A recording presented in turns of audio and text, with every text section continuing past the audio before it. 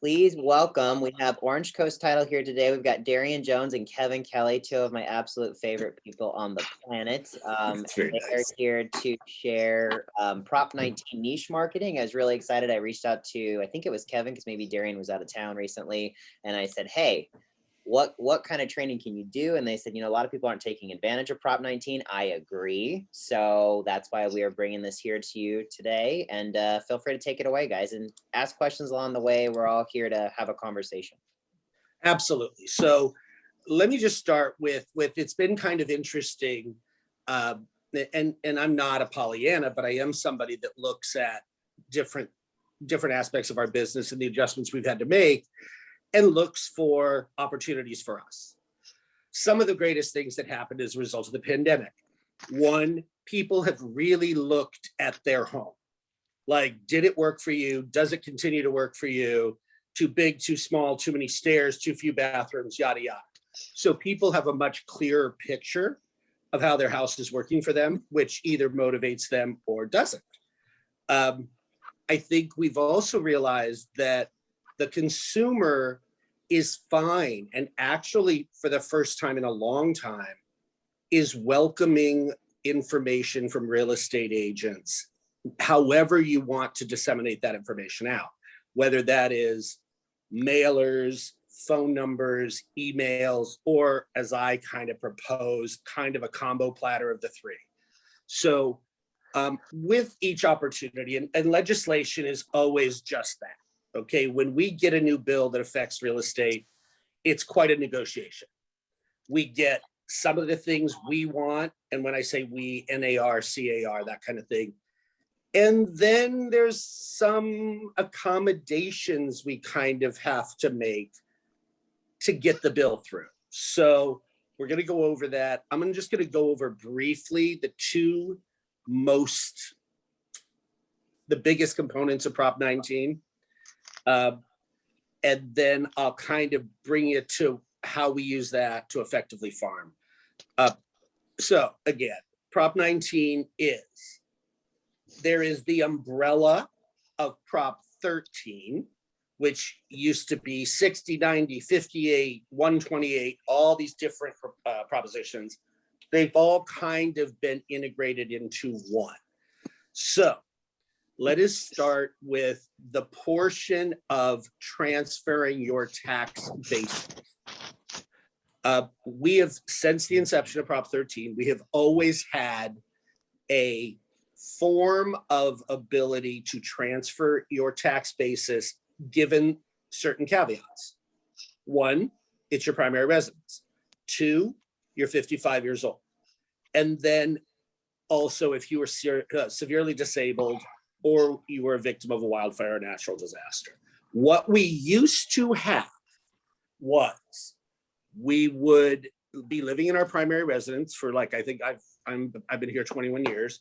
So our tax basis was set 21 years ago. And we have the ability prior to 19, I could sell my primary residence. I had 2 years to buy my replacement, and I could buy equal or lesser. So if I sold my house for $1 million, which I'm going to use $1 million in these examples because everything seems to be $1 million these days. So we sell for $1 million, we could buy for $1 million or less. And that was all good. Now, with the advent of Prop 19, the equal or lesser component is no longer a component of that. We've kept, got to be over 55, got to be your primary residence. In the past, you could do this one time in your lifetime. Now we can do it up to 3 times in our lifetime. And the time we've done it before, if that was applicable, is wiped out. So everybody starts fresh. Every owner over 55 primary residence can take advantage of this 3 times in their life. So that means we purchased our home for $500,000. It is now worth $1 million. But our property tax bill is still based on $500,000. If we choose to sell at $1 million and buy at $1.2 million, The good news is the first $1 million is still at 500,000, and they're then going to prorate the additional 200K. Everybody with me on this? So in probability, you are now in a $1.2 million house with an assessed property tax bill of $700,000. Very, very applicable for the person in the big house who may be retired, may now be working from home. So the commute is not as big an issue. And they can move, let's say, smaller house closer to the beach, which may in fact have a higher price, right? So that's kind of the scenario I just went through on the screen. And what's great is all of the paperwork for this is assessor paperwork. None of it has to be notarized. Basically, it's a one-page form. They do verify socials. They verify, your age, that kind of thing. And then we attach the actual grant deeds from both properties so that they can verify the prices. But it's a very simple procedure. So that's the first component of Prop 19. And it's kind of the one, well, let's go through the second one because it's on the slide. So first we have over 55 primary residence, transferring your tax basis up to 3 times in your life, and you can go greater than your replacement cost can be greater than the house you sold. Now, the second portion, and this was kind of what I referred to where we have to give up some things to get what we wanted in the first portion of this. The second portion being parent to child transfers. Prior to February 16th of this year, you could deed properties to your children, and as long as it was a bona fide gift, and the way they determine that is that there be no documentary transfer tax. Okay, so you could gift your kid. If you had 4 kids and 4 rental properties, you could gift one to each one, and everybody moves on with their life and is happy. Well, that's no longer the case. Starting February 16th, it must be your primary residence and your child's primary residence, and the property cannot have a taxable assessed value of more than $1 million. So coming back to my point before where, in the rest of the country, $1 million is a lot. Here in Southern California, you get to $1 million pretty quickly, actually. So this is another caveat. We'll talk about this next, but basically we want to delineate. Prop 19 has 2 elements, and you have to mark it to 2 separate groups, but the message is going to stay consistent. So as we go to questions on this, anybody? We're kind of following along. Perfect. Okay. Again, this is kind of a scenario of a parent trying to deed the property to a child. Trust me, when this went into effect, we had questions daily. And prior to it, prior to the bill passing and then going effective February 16th, every day someone was calling. Every day someone wanted a loophole. That's not possible. Okay. There's no way to gift the property to your kid and then put a deed of trust against it. Not going to work. There's no way to transfer a property that is not your primary residence because, again, the assessor now has checks and balances. So they're going to look, is there a homeowner's exemption against the property that you're deeding to your kid? And that homeowner's exemption is what delineates publicly that it's your primary residence. So there's kind of there's not a lot of wiggle room on this one. But again, if you do decide to do this, you transfer the tax, you transfer the property to your child, the first $1 million is exempt, and then over that, you are paying the assessed value. In most cases, you can use 1.02 That's kind of the tax rate. If now, but always, if you have a specific property address, feel free to reach out to any of us, because if, let's say it's Rossmore, which is unincorporated, there are additional costs. There's an additional tax rate there because they are unincorporated, which means you're paying for sheriff, not LoSal police. You're paying for county fire, not LoSal fire. So the school bonds are a little more extensive. So, I say use 1.022 as a guide, but again, we punch up the property and we can tell you the tax rate at any given time. So as you go forward. So kind of let's get to how we work this into a marketing plan. So if we go back to the first portion, which is over 55, own a rock. We came up, and obviously I did this during the holidays because it says happy holidays, but what I want to use this screen for is, this is kind of a script. This, if you're calling people, this is your script. So let's move on to the data portion of this, okay? I have looked, seriously, I've done this job. It's my only grown-up job. So I've done this job 36 years. And I've literally looked for a data source for phone numbers and emails that entire time, probably. And we finally found one about 1.5 years, and we vetted them, and they're wonderful, and they're called Data Solutions. And so basically what we do is, so you give me a zip code or a geographic area.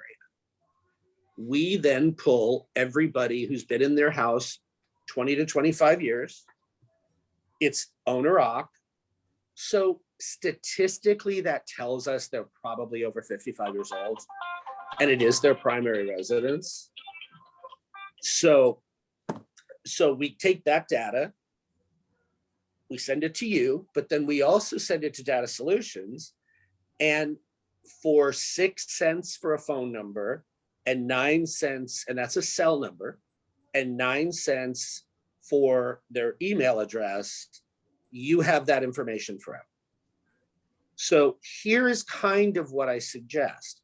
The other trends that we found during COVID that were kind of surprising were people were more willing to talk on the phone, probably because they were somewhat isolated, but also people felt more removed from the market, right? Unless you had someone in a real estate capacity, you really weren't aware of what your local market was doing. All the news was very, very centered on COVID. So the good news is they're kind of thirsty for information. And so I will gently nudge, but strongly persist that don't be afraid of cold calling. It's something I hate doing, but it was shockingly effective during COVID, and all of the responses we've gotten from agents across the board, every price range, every city, is people are willing to talk to you. So if we go back to that earlier slide where we have, no problem, where we have kind of the verbiage of what you should be saying. So let's just walk through the scenario. You give us a geographic area, we come up with everybody that is presumed to be 55. It is their primary residence. And really, this conversation is exactly like this. I am Kevin Kelly with Coldwell Banker. I'm your neighborhood specialist. I want to reach out to you because there's a new proposition that I'm pretty sure affects you. How has your house worked for you during COVID? Whenever we're making phone calls, 2 open-ended questions. The one thing that will never change about people, we love talking about ourselves. So, and the other thing that the consumer has made clear to the real estate industry, but almost all sales, is I don't need to hear about you and your performance. I need you to tell me and consult with me on what my future looks like. So just remember that the days of I sold this and I sold this and I sold this is lovely for all of us. We probably got the titles, you made commission, we're all good. But the consumer doesn't care about the neighbor's house. They care about you selling theirs and what that looks like. So this kind of what's on the screen now is kind of a good bullet point kind of thing, right? As a long-term resident, the new proposition effects offers you an opportunity to downsize or upside, and then kind of ask them, where are your property taxes currently? Would you like to keep that tax basis? If you ideally were to move or downsize or upsize, what does that look like price-wise? And let them talk. It's a very simple conversation. So whether you choose to do a three-pronged situation where, let's say you do a mailer to everybody that this qualifies for, then you follow up with a phone call, and then you follow up, were there any unanswered questions in email, high probability that there will be action on that. And it's not hard, like it's really easy stuff. Questions about that portion? Anybody? I was just going to add that we can customize the Prop 19 flyer for you guys. This is also good information that you could drop into an email blast, even to your sphere of people that may be in the 55 and over, the same text and everything. And we can also send you the flyer in a JPEG so you can embed it into your emails as well. So we can make it as easy as possible for you. Well, and that's any marketing piece that you get from us can be customized for you. It's a simple thing. We have all the Coldwell logos, not a problem for us. So again, reach out. That's part of a service.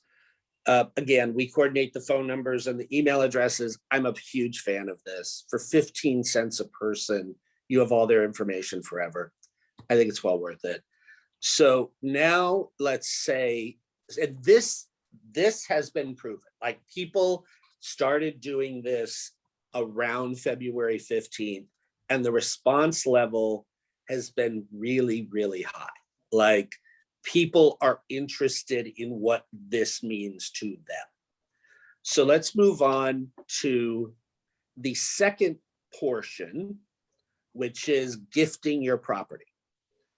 Now that can't happen, the conversation is no longer, are you giving each kid property? It becomes, with the advent of Prop 19 and the changes for generational wealth, what does your portfolio look like? And are you comfortable with it?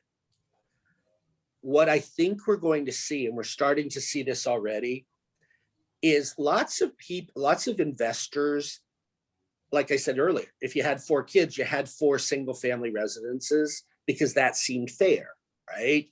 Well, now nobody wants 4 roofs, 4 toilets, 4 water heaters, so now that can't really play out that way, we're seeing people selling their single family investments and selling 4 of those and buying multifamily, because now the hassle factor has become bigger, right? So if you sell 4 single families and you buy 10, 12 units, then you put an on-site manager there, and all you do is collect the rent. And all the hassle factors handled by them. So investors of single families are looking at this very, very differently than they ever have before. So that's kind of the next niche, right? That being, you reach out to us and say, I want everyone who is a absentee in the 90808. Or you say, I want everyone that's an absentee that owns more than 3 absentee properties where one of them happens to be in the 90808.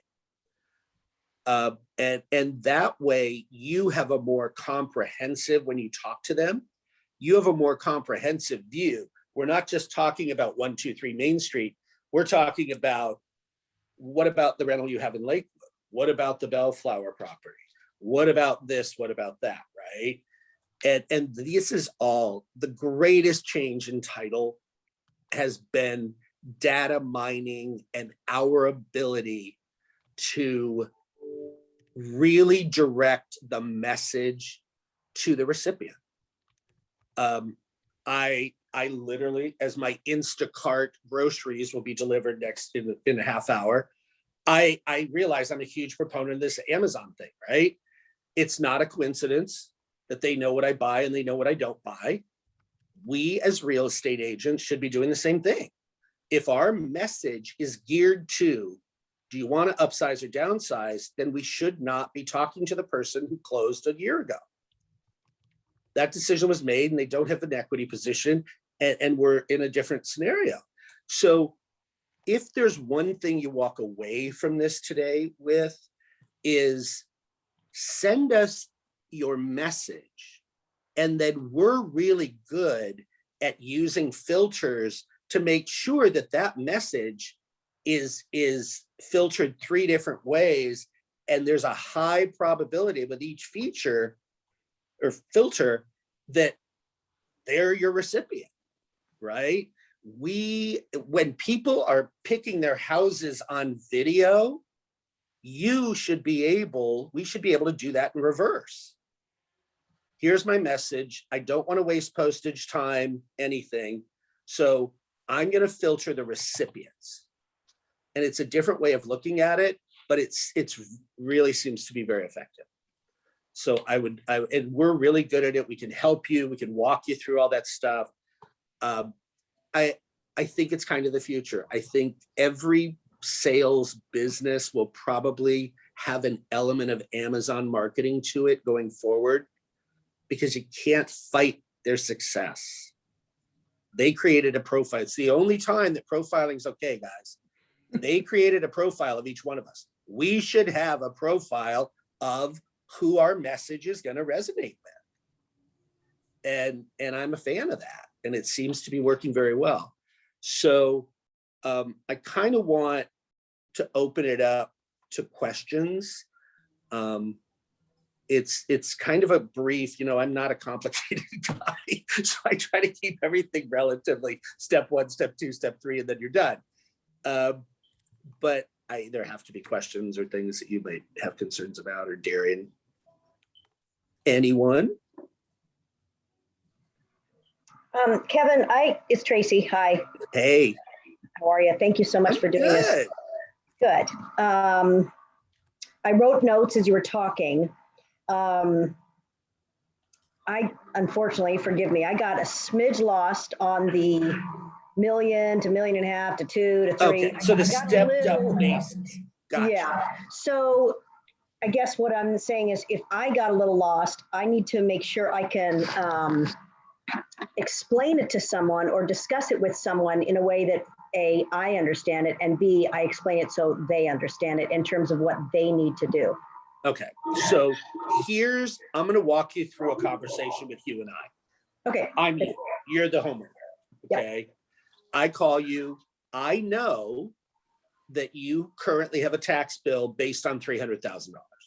Okay. Regardless of what your property is valued at. Hey, Tracy, it's Kevin Kelly with Coldwell Banker. I'm your neighborhood specialist. I noticed that your property taxes are based on your purchase price years ago. Good for you. Yeah, that's why I'm never moving, Kevin. Right? Those people don't need more of our money. There's a proposition that just went into effect in April that may allow you to buy up or down. How's your house working for you? I want a master bathroom and I want a walk-in closet, so it doesn't have either of those. So it may be time to figure out a house that has those, and you could keep your property tax basis where it is with prorations if we go up in price. But if you have the same value house, you have the same taxes. Now, that means I can buy a house for $300,000? No, it would, your tax basis. So let's say your house is worth $1 million today, but your property taxes are still based on $300,000. We want to keep that. We want to shield that. Yeah. The new house you find is $1.2 million.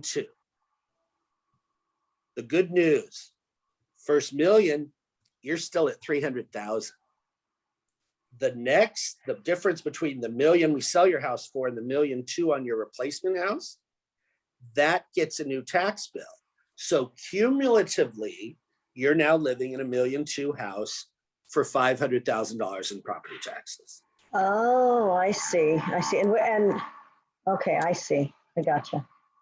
So, but now, is there a possibility, Kevin, once I do this, could they abolish this Prop 19 or something, and then I would have to pay back taxes, property No. taxes, or they would change my assessed value, and then I'd have to pay more once I'm in the higher priced house? Nothing under Prop 13 can be retroactive.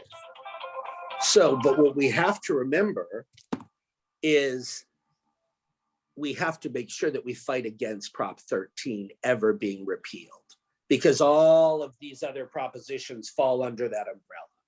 And if that was on the ballot, I'd be reaching out to you quite fervently, because it would affect every homeowner in California in a negative manner. Okay. So unless the entire structure of Prop 13 goes away, highly improbable, that would be the only change. So to make sure I understand, so I get a house for $1.2 million, and I'm going to be paying property taxes as though it were worth 500,000. You got it. Well, I like that. And you can do that 3 times in your life. So let's say you're me, Tracy, and you're getting old and you're getting tired of stairs. I sell the big house with all the stairs. We move to one with the master bathroom that exactly I like. Then I decide, still too much space. I want a bungalow on the beach. We do the same thing. And we can continue to do that 3 times in your lifetime, as long as you don't age in reverse. That's a whole nother training. There you go. And this is for people 55 or older, right, Kevin? And their primary residence. It must be your primary residence, and you must be 55. Okay. Thank you. Thank you. I have a question. Yes. So if you're doing it more than one time, like you just talked about, does the whole equation go back to the original 300,000? No. It goes to the next property. Yes, it goes to the next level. It's all, Okay. Yeah. All right. Thanks. And is there a time frame, Kevin, as to when the replacement property? Yes. So each replacement, you have 2 years. So now that is 2 years to the day. If you sell on August 10th of 2019, you have till August 10th, 2021. They're not August 11th, they're very clear on this. So I always say, err on the side of caution. If you're going to rent for 18 months, great. Don't rent for 22 months and hope that you're going to close, and there isn't some type of and that's the close date. That is the close date, because the documents are corresponding. The documents go in with this form, so they know the recording date, the transfer tax, all that good stuff. And we've already started doing it. I just met with somebody's clients, I think Friday, and filled out the paperwork. They were one of the first to do it, and it was very, very simple. The only verification they really want is a picture of your identification and your social, so that they can verify your age. The rest of it is all based on the documents we attach, which is the grant deeds for both properties. Other questions? I'm going to harp on this again. I feel like there have been so many opportunities that have come out of I call it the vid, but that have come out of the vid. One, people have a more comprehensive understanding of if their house works. What we're seeing in Southern California more than any other part of the state is, like, Orange County is a basically service-oriented county. They don't produce anything. Like, Orange County doesn't produce products per se. So 90% of those service industries have a component of working out of your house. So we're seeing a lot of motivation. I never really wanted to live here, but I couldn't handle more of a commute than this. And I think you guys are seeing this. People are moving into their second houses. They're moving to Big Bear. They're moving to Arrowhead. They're moving, they're not as tied to the location of their employment. And I think once you ask open-ended questions like, how did COVID go for you? How do you feel the real estate situation is? They're going to say, it completely changed. I don't have to go into the office anymore. I may be deciding to, instead of waiting till I retire, move to the beach now, or move closer to my mom, or move where my kid. I think, and that's not a trend that I see going away. And again, I'm not an economist. I just talk to a lot of people every day in my job. So that's kind of, I think those are the things that have improved, if you will, in our biz. People have a clearer picture. And what we have to remember as agents is when the consumer has a clear picture, we need to listen to them. The old school, I think, was, we do this every day, you don't, you need to hear me. And I still think there's a component of that, but the consumer has spent a lot of time feeling more secure with the internet and their decisions based on those. So just keep that in mind. We always have to, the greatest thing, and I say this all the time, real estate is great because we have to reinvent ourselves. I mean, after 36 years, I probably reinvented myself more than Madonna and Lady Gaga put together. And we all got to do that. We just have to. And the only way to do that is to kind of listen to the consumer and try to cater what our message is to what they want. And this can be done in any situation. If you have buyer needs, trust me, guys, well worth. I think the minimum phone numbers you can purchase is 100. So for $6, we can give you exact matches for what your buyer wants. If they want 3 and 3 in the 90808, 1 story, blah, blah, blah, we can give you just that data and the corresponding phone numbers. And that may be how your buyer finds that house. And then you double end it. It's a one-party show. Hey, Kevin, Tom Yes. Choi has his hand raised. Yes. Hi, I should probably have thought this through, but I figured you guys have already done this, so I'll just ask. Cool. Does it work reverse? Say, for instance, somebody bought their house many years ago for $100,000. It's worth $1 million now, but they downgrade into a home that's $500,000, like a condo. They still stay at 100. It still stay at At 100,000. Okay. Yeah, the equal or lesser never changed. They just added the proration component if you go up. So we Okay. see a lot of this where people go to Leisure World. They sell on 6th Street, let's say in Seal, and they go to Leisure World, but they bought it for $32,000 or something. So Leisure World's a different example because it's a stock co-op in many cases, but in the condos, you just transfer it and your original tax basis stays at whatever that original property was. Yeah, like I So said, I the should have longer probably. you're there, the better, right? So then what happens if you go back up, say, to $1 million house? Then you go from 500 to $1 million. On the first 5, your 100K is going to be there. Okay. But then you're going to have the proration on the additional 5. So now you're at you're at $1 million house, but you're at 600K on assessed value. Okay. Fair enough. Any other? And then again, we're title people, so I got to pitch you. We'd love to work with you. We really would. We've done this a long time, and I feel like we could be a good adjunct to your biz. So reach out, please, please, please. And I like seeing y'all. It's kind of fun. Anything else, Nick? I do have a quick little thing. We might want to check with Phil and Chris because I heard, and let anybody else let me know. We're actually not necessarily supposed to tout ourselves as neighborhood specialists, those words, because that could put us in a liable situation should they want data that we don't have, or, you know, just puts us in a little bit more of a vulnerable position. So just as far as verbiage goes, perhaps I'm your local realtor kind of thing. Ideas. I guess you stick with I'm your local agent. Is that cool? I would imagine. Again, we all, every one of us, including myself, who does a lot of these Zooms, we got to watch everything we say. So be very careful, because I tend to speak randomly and it doesn't always go well. Anybody else?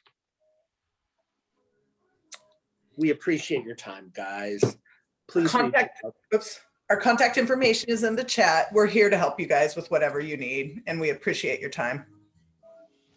Thank you guys so much. You are awesome. Thank you. Have a fabulous rest of your day, everybody. And we did record today, so if you want to catch it, I can send it out, okay? Awesome. Thanks for the opportunity, Nick. Bye, guys. Of course. Bye. Have a great day.